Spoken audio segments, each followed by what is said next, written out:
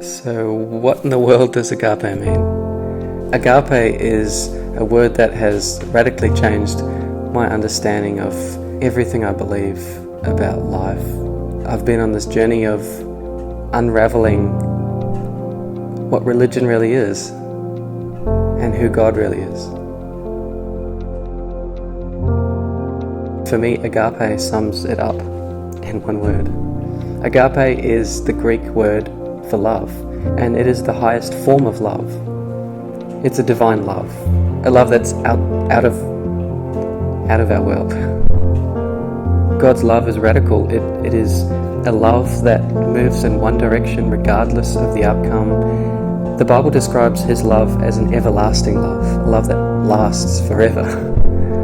It's a unilateral love that's going in one direction, in an even flow that does not vary, does not change, even in the face of better or worse. It's just a consistent, constant, everlasting love. Yeah, that's God's love. No human being possesses agape love naturally. This is a love that finds its source in the heart of God. It's a love that we learn from God. The biblical narrative starts out with God creating us in His own image. And we read elsewhere in the Bible that God is love. Therefore, we are created in the image of love. Isn't that cool? So when we look around at the broken relationships of our world, well, in the biblical narrative, we're told that when we had severed our relationship with God, then our relationships with everybody else started to break down. It's a natural consequence of severing from divine love. For a large portion of my life, I've been searching for satisfaction, relevance, meaning, purpose. And, there's so many satisfying things in life that bring us joy and happiness. But ultimately, a God space can only be filled by God. There's a God space, you try to fill it with something else that you find satisfying.